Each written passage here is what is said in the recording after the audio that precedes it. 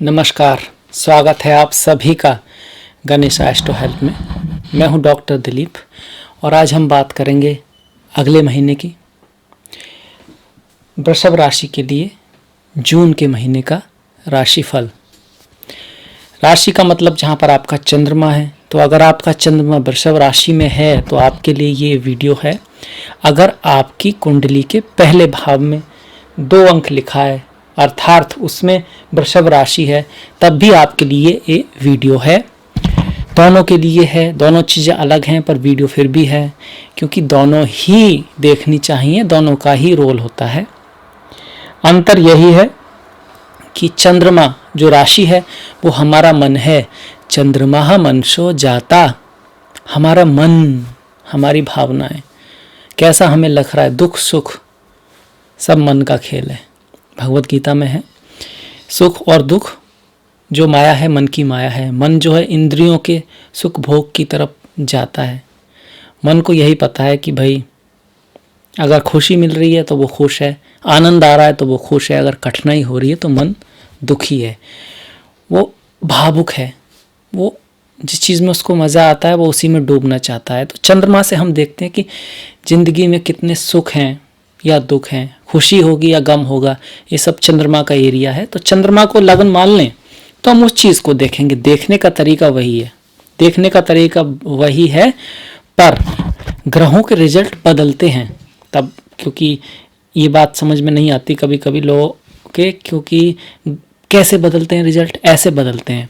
7.5 आई, शनि आपके लग्न में आ गए तो मन परेशान, चीज़ें वैसे हो नहीं रही जैसे हो रही थी, नुकसान हो रहा है, कोई अपना दूर जा रहा है, घर से कहीं दूर जाना पड़ रहा है, नौकरी चली गई, किसी को नुकसान हो गया।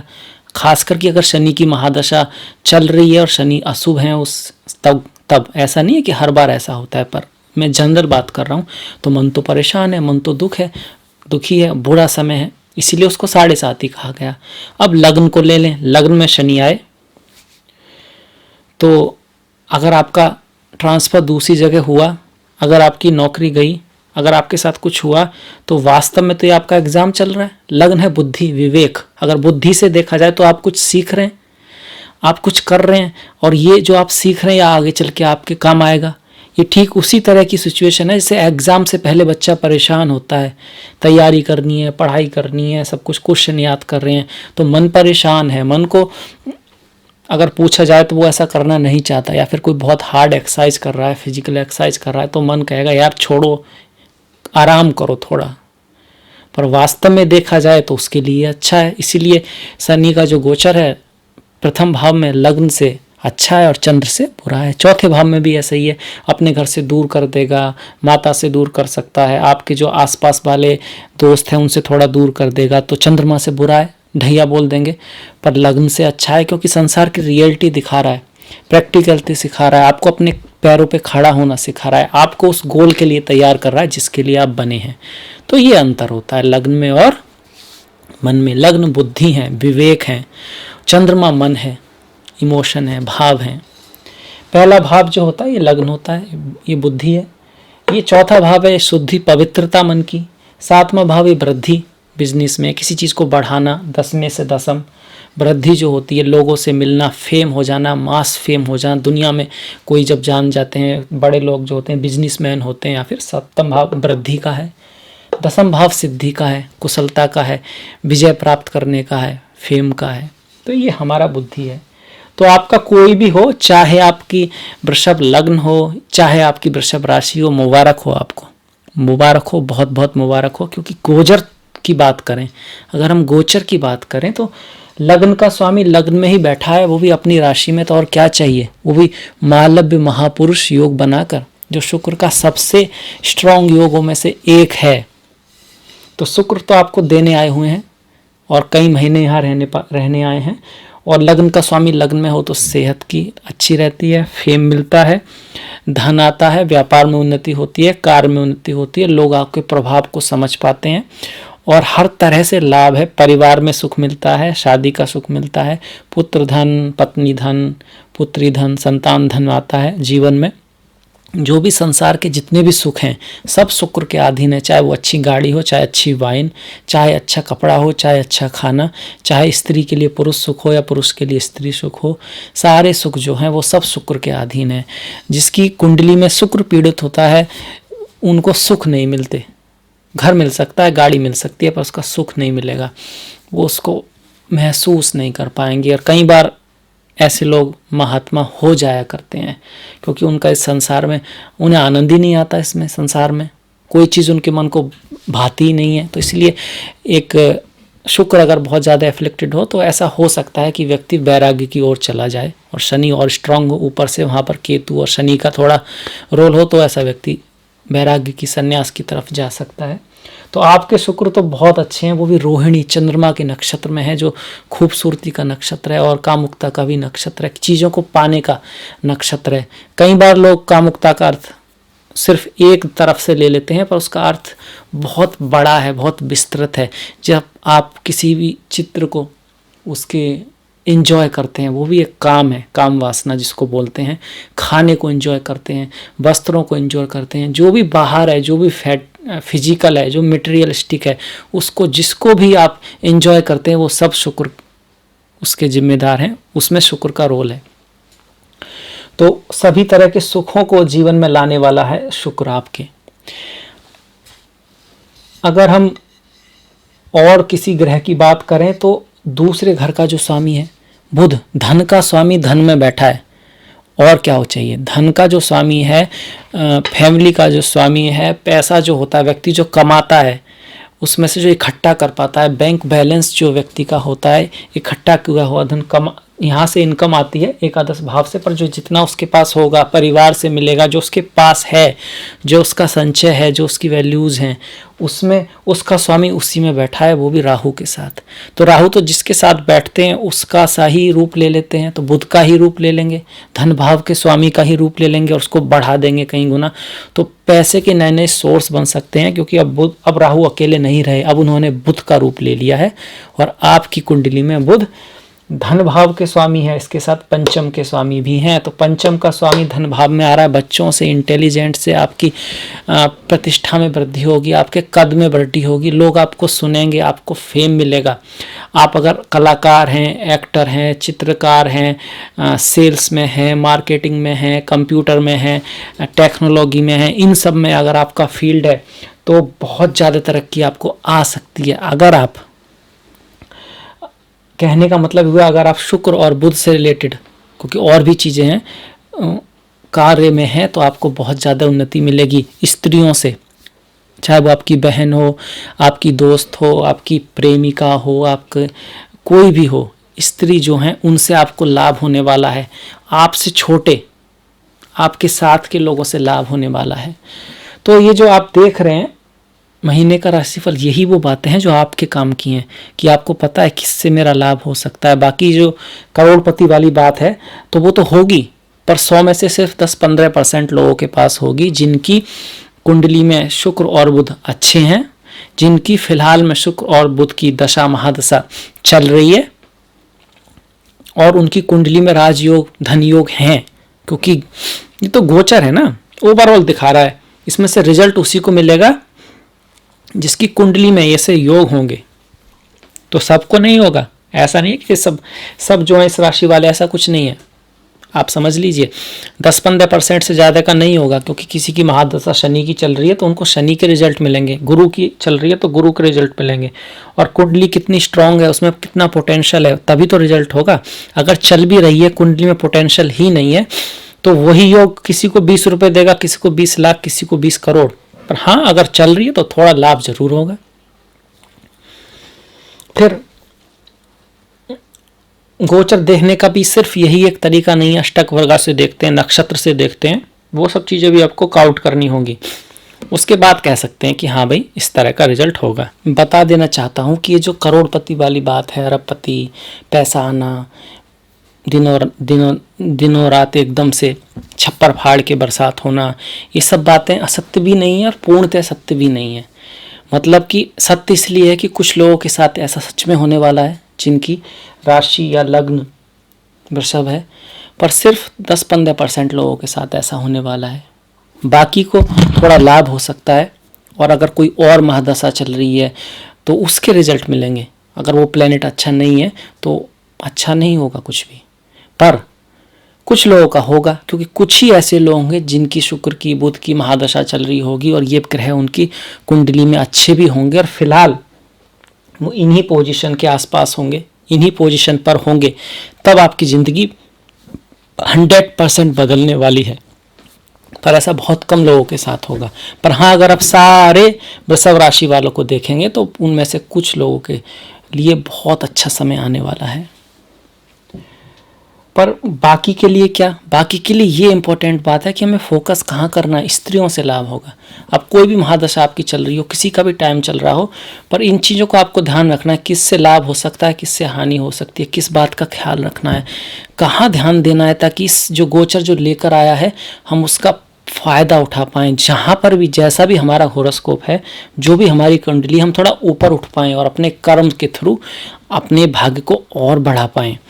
तो स्त्रियों से लाभ हो सकता है, अपने साथ वालों से लाभ होगा, अपने साथ के अपने से यंग लोगों से लाभ होगा।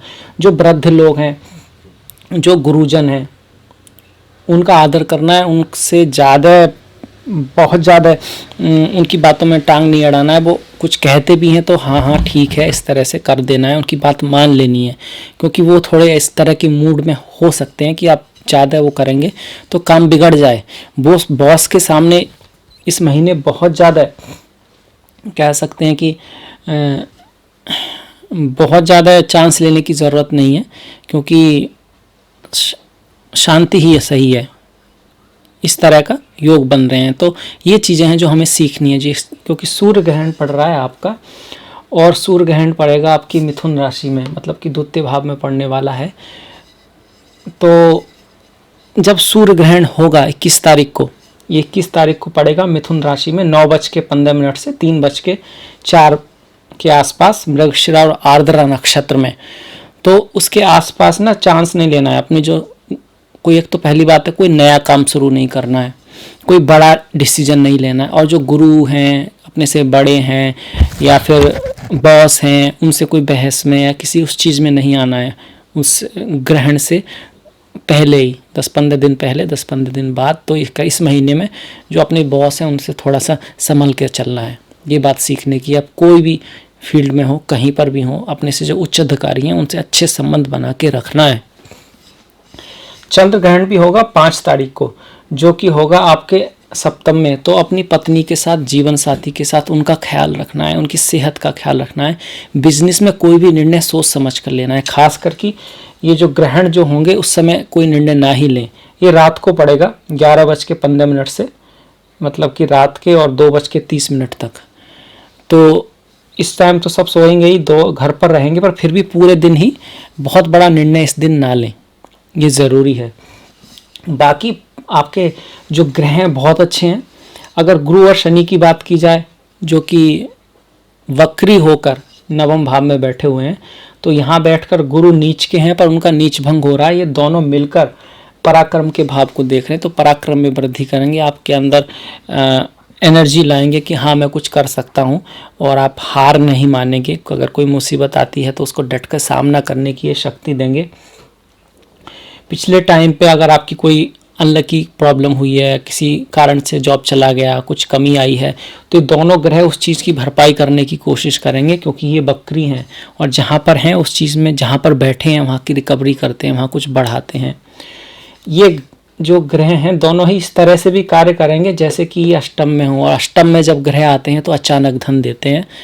और गुरु तो यहाँ पर अगर बकरी किया जाए तो अपने घर में पहुँच जाते हैं, तो अचानक से धन, लॉटरी, सट्टा, कोई बड़ा धन, गड़ा धन, अब गड़ा धन तो आजकल कम मिलता है, बीमे का धन, अचानक से जो पैसे आते हैं वो सब मिलने के चांसेस हैं। इनहेरिटेंस, कोई आपके नाम को छोड़ जाए, इस तरह की चीज़ें हो सकती हैं जब तक ग्रह बकरी हैं। बकरी ग्रहों के बारे में एक और बात बता दूं, वक्रत्व का मतलब है जो सीधा नहीं है, जो थोड़ा टेढ़ा मेढ़ा है। तो जिन व्यक्तियों के जन्म से ग्रह बकरी होते हैं तो उनका जो उस ग्रह के जो कारकत्व होते हैं वो थोड़े से अलग होते हैं औरों से, अच्छे बुरे नहीं, अलग होते हैं। अब जैसे किसी के शुक्र बकरी हैं जो कि वक्री हो रहे हैं, शुक्र 15, 13, मई से वक्री हैं 24 जून तक, शनि 11 मई से 28 सितंबर तक, गुरु 14 मई से, बुध 18 जून से हो जाएंगे आपके 12 जुलाई तक। इसके अलावा नेपच्यून प्लूटो भी वक्री हैं। नेपच्यून जो हैं 22 तारीख को, इन्हें हम काउंट नहीं करते, पर फिर भी राहु केतु तो वक्री होते ही हैं, मंगल को छोड़ के। सूर्य चंद्र वक्री होते नहीं है, सभी वक्री हैं। तो ये बात है कि बहुत ग्रह वक्री हैं और 3 ग्रहण पड़ रहे हैं इस महीने। तो ओवरऑल जो पृथ्वी का जो होरोस्कोप है, जो ओवरऑल है, वो तो थोड़ा सा गड़बड़ी है। अब गड़बड़ चल भी रही है, कोरोना चल रहा है, जॉब जा रही है, सभी परेशान हैं, क्योंकि वो कहावत है ना, गेहूं के साथ घुन भी पिसता है। तो जब इतना कहीं युद्ध छिड़ जाता है, ऐसी भीषण पृथ्वी का जब हॉरोस्कोप होता है, तो अच्छे अच्छे जिनकी कुंडलियां भी हैं उनको भी थोड़ा सा प्रॉब्लम आ रही है।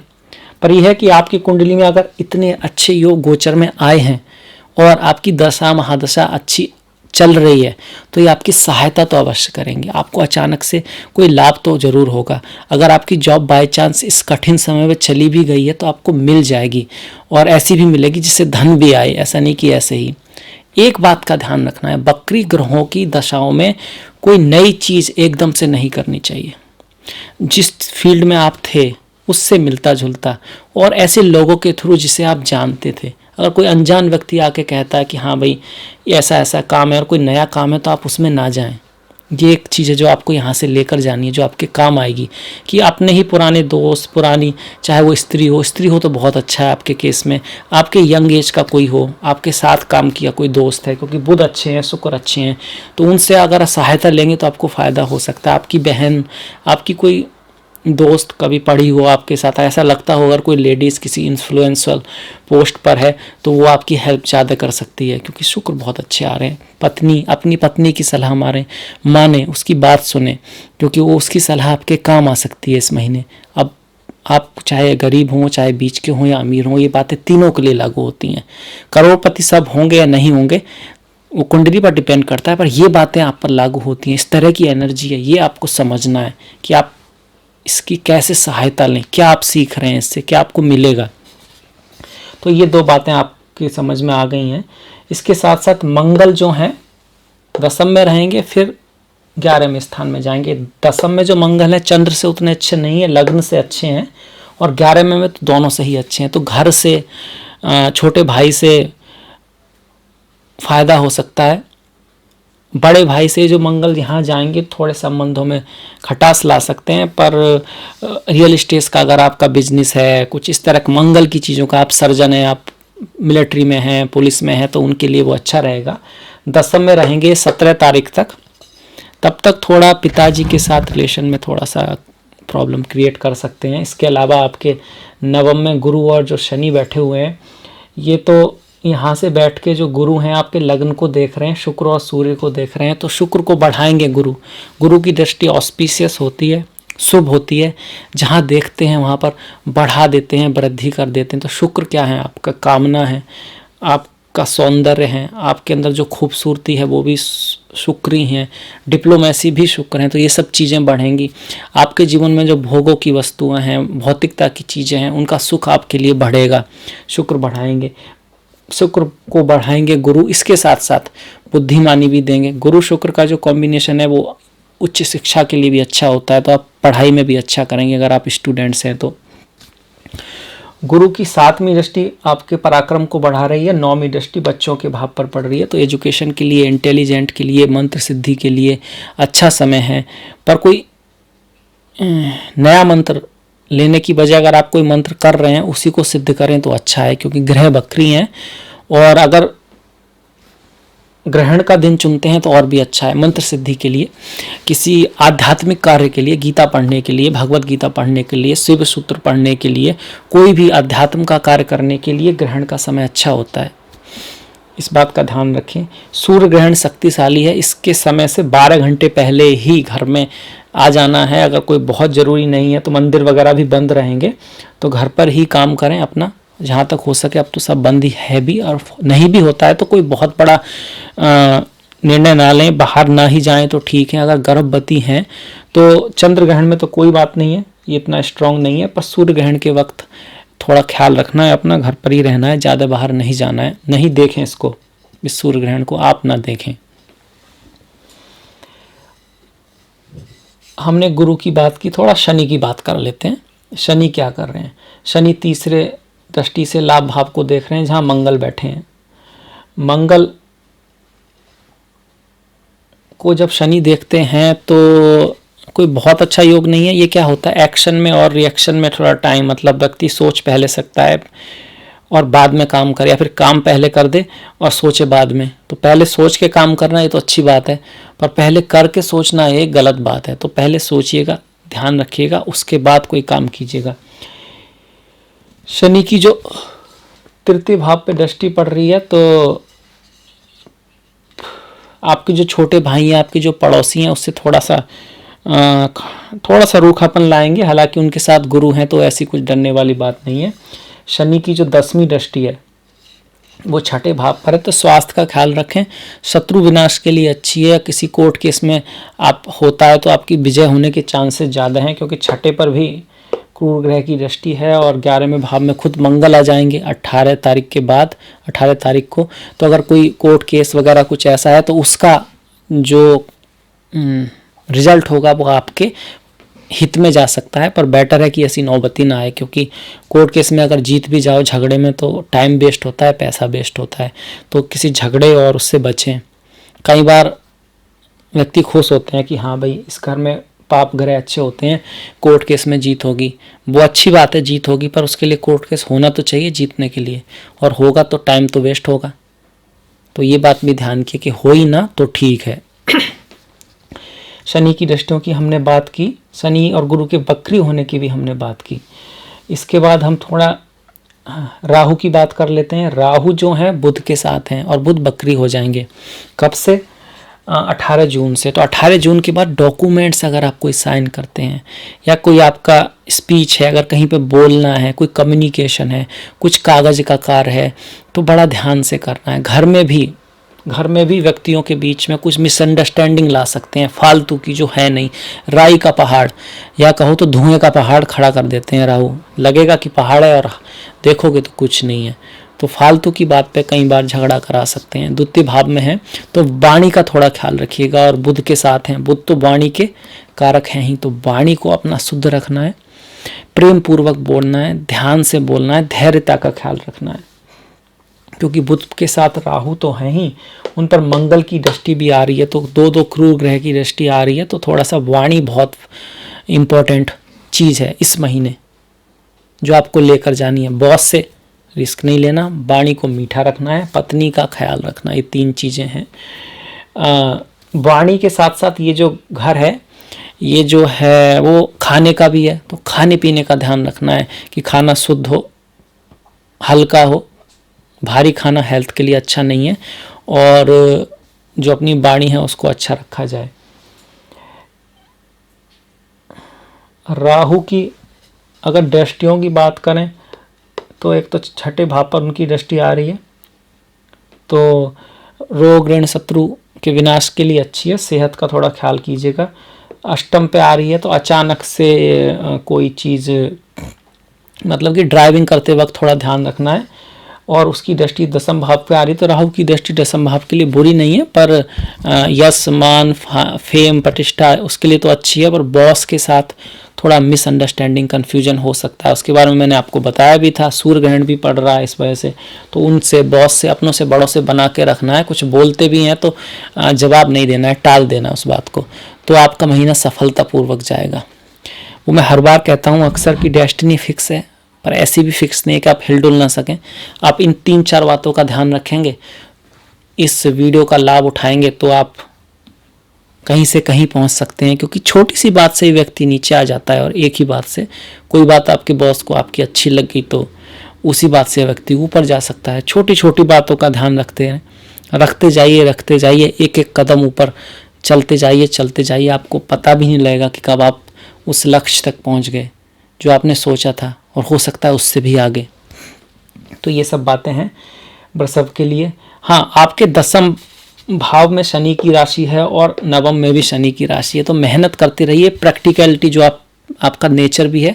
प्रैक्टिकल रहिए, मेहनत करते रहिए, आलस्य मत करिए, क्योंकि शनि को आलस्य नहीं पसंद, शनि को कपट नहीं पसंद, शनि को झूठ नहीं पसंद, मेहनत पसंद है, प्लान पसंद है, ऑर्डर पसंद है, सफाई पसंद है।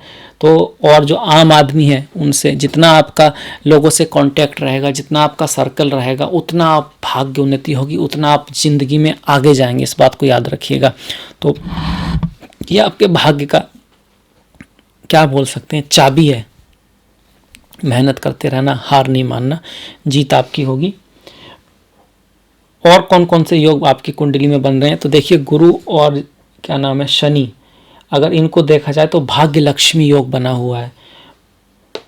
ये जो धन लाभ के जो है लक्ष्मी 11 भाव का जो स्वामी है वो गुरु हैं, और शनि जो है वो 9वें भाव के हैं। तो भाग्य लक्ष्मी नाम का योग बना हुआ है। इसके अलावा मृदंग नाम का योग बना हुआ है। लग्न लॉर्ड लग्न में ही है, बहुत स्ट्रांग है। त्रिकोण में शनि है जो कि योगा कारक है, तो मृदंग नाम का योग बना हुआ है। इसके साथ साथ धन योग तो है ही, देखिए धन के स्वामी धन में बैठे हैं तो धन योग बन रहा है आपका। और अगर मंगल की भी बात करें तो मंगल जो है सप्तमेश है, केंद्र के स्वामी है, और धन भाव में आ रहे हैं, एकादश भाव में आ रहे हैं, लाभ भाव में आ रहे हैं। तो ये भी पत्नी से, बिजनेस से लाभ को दिखा रहा है। तो अगर आप कोई बिजनेस है, अगर उसमें उसकी पत्नी का रोल है, खास करके स्त्री का किसी का रोल है, तो उसमें आपको चांसेस हैं लाभ होने के। तो ये कुछ योग हैं, तो बहुत अच्छे अच्छे योग बने हुए हैं। जो कुछ बातें हैं उनका ख्याल रखना है। ओवरऑल महीना अच्छा ही है। और अगर आपकी दशा महादशा अच्छी चल रही है तब सब अच्छा होने वाला है, क्योंकि आपको पता है कि कितना महत्व है जीवन के। जब जीवन की शुरुआत हुई है, जब आप पैदा हुए हैं, आप एक गोचर के ऊपर उसको तो नेगलेक्ट नहीं कर सकते। सबसे महत्वपूर्ण तो आपकी जन्म कुंडली है। आप जानते हैं कि एक आत्मा तभी जन्म लेती है जब उसके आगे की यात्रा का समय निश्चित होता है। तो यात्रा तो है ना पहले से ही, काफ़ी हद तक निश्चित है, घटनाएं निश्चित हैं। उसी तरह से सारे वृषभ वालों की में जो एनर्जीज आएंगी वो लगभग एक सी आएंगी, पर रिजल्ट थोड़ा अलग होगा। ये ऐसे ही समझ लिए कि सूर्य तो एक सा ही चमकता है सभी के लिए, पर असर सब पे अलग अलग होता है। या बारिश तो एक से ही पड़ती है, पर उसको एंजॉय सब लोग अलग अलग करते हैं। बच्चा होगा खेल रहा है, कोई तो गाली दे रहा है यार पानी हो गया, कोई कुछ कर रहा है अकॉर्डिंग्स, पर जो एनर्जीज आ रही हैं वो एक सी आ रही हैं। इसी तरह से आपके लिए जो एनर्जी है, अब आप कैसा उसको उपयोग करेंगे उस पर डिपेंड करता है। चलिए, ये तो हुआ हमारा लगभग सब बताया हमने। बकरी ग्रहों के बारे में बताया, राहु केतु गुरु शुक्र शनि सबके बारे में बात की। अब थोड़ा त्योहारों के बारे में बात कर लेते हैं। अगर आपका मंगल बहुत अच्छा नहीं है तो हर महीने में कुछ ना कुछ ऐसी तारीखें होती हैं जो स्पेशल होती हैं किसी उपाय के लिए। जैसे कि आपका मंगल 12 में, पहले, दूसरे, चौथे, 7वें, 8वें भाव में है तो बहुत अच्छा नहीं माना गया है। तो भगवान गणेश, भगवान हनुमान की पूजा कीजिए, हनुमान चालीसा, बजरंग बाण। गणेश जी के लिए 8 जून को संकष्टी है, 24 जून को विनायक चतुर्थी है। गणेश जी का भी हनुमान जी से संबंध है। गणेश जी, मंगल का मतलब ही होता है ऑस्पिशियस, और गणेश तो है शुभ लाभ, शुभ जो है ऑस्पिशियस गणेश है। इसीलिए शिव का भी मंगल से है, शिव का तो मतलब ही शुभ है। तो इनमें से आप किसी की भी पूजा कर सकते हैं। और शिव जी की पूजा के लिए 3 और 18 जून है। शिव जी का रिलेशन चंद्रमा से भी है, उनके तो मस्तक पे ना चंद्रशेखर चंद्र होता है। तो अगर चंद्र आपके बहुत अच्छे नहीं है, चंद्र की दशा महादशा चल रही है, या चंद्र 6, 8, 12 में हैं, राहु केतु के साथ हैं, तो प्रदोष व्रत कीजिए, भगवान शिव की पूजा कीजिए, अवश्य आपको लाभ मिलेगा। अगर आपकी गुरु की दशा महादशा चल रही है, आपकी शादी की प्रॉब्लम है, धन की प्रॉब्लम है, तो एकादशी है 2 जून की निर्जला, और 17 जून की योगिनी एकादशी है। भगवान विष्णु के भक्त हैं तो आप जानते ही होंगे कि एकादशी बहुत पुण्य देने वाली होती है। और इसके बारे में तो ये तक कहा गया है कि अगर आप सच्चे मन से, पवित्र मन से एकादशी का व्रत करते हैं तो सारे पाप धुल जाते हैं। अब ये बात अलग है कि सच्चे मन से, पवित्र मन से करना इतना आसान नहीं है, क्योंकि अगर आपका मन पवित्र हो गया तो इसका मतलब आप में श्रद्धा आ गई। अगर श्रद्धा आ गई, मन पवित्र है, तो आपका अहंकार गया, क्योंकि जब कोई व्यक्ति के मन में भक्ति आती है, श्रद्धा होती है, तो अहंकार चला जाता है। और अगर अहंकार गया तो आप सत्य को देख पाएंगे। अगर आप सत्य को देख पाएंगे तो आप बदल जाएंगे, आप अच्छे ही हो जाएंगे। अगर सच्चे मन से आपने व्रत कर लिया तो आप अच्छे हो जाएंगे दिल से। आप किसी को गाय को इसलिए नहीं खिलाएंगे कि आपका शुक्र खराब है, आप गाय को इसलिए खिलाएंगे कि आपको उस गाय से प्रेम है। इसीलिए कहा गया है सच्चे मन से सच्चे दिल से अगर आप कर लें सारे पाप हट जाते हैं, क्योंकि सच्चे मन से अगर आपने कर लिया तो आप बदल जाएंगे। और यह संभव ही नहीं है। भगवान ने, कृष्ण ने कहा है गीता में, प्रयास से और वैराग्य से, ज्ञान योग से, भक्ति योग से, कर्म योग से ये सब चीज़ें संभव हैं। भगवत गीता पढ़िए, हर तरह के ग्रह के दोषों को दूर करने में सक्षम है, क्योंकि वो आपको ग्रहों की लेवल से ऊपर लेकर जाती है। ग्रह हमारे मन पे काम करते हैं और मन के थ्रू, इंद्रियों के थ्रू हमें कहीं ले जाते हैं, और भगवत गीता हमें मन से ऊपर उठाती है, आत्मा की तरफ ले जाती है। और जब आत्मा जगती है तो आप मन के काबू में नहीं, मन आपके काबू में आने लगता है, आप ग्रहों से ऊपर चले जाते हैं। तो श्रीमद् भागवत पढ़िए या शिव सूत्र पढ़िए। ईश्वर तो एक है, उसके रूप अनेक, क्या आप कह सकते हैं कि कितने हैं पता नहीं, उसको ना शब्दों में बयां किया जा सकता है, ना ही अंकों में। शब्दों से भी जो परे है, अंकों से भी जो परे है, उसके बारे में कुछ भी कहोगे तो पूर्ण सत्य नहीं होगा, क्योंकि कह तो शब्दों में ही रहे हो। तो ये था मेरी तरफ से जून का, वृषभ का आपका मासिक फल। इसमें कुछ गलती हुई तो माफ़ कीजिएगा। आपको अच्छा लगा हो, पसंद आया हो तो लाइक कीजिएगा, सब्सक्राइब कीजिएगा, शेयर कीजिएगा, ताकि दूसरे भी देख पाएँ। ये भी एक अच्छा कर्म है। और मैंने डिस्क्रिप्शन में अपना लिंक दिया है फेसबुक का, इंस्टाग्राम का, फॉलो कर सकते हैं आप, लाइक कर सकते हैं। इसी के साथ ही मिलेंगे नेक्स्ट वीडियो में, तब तक के लिए नमस्कार।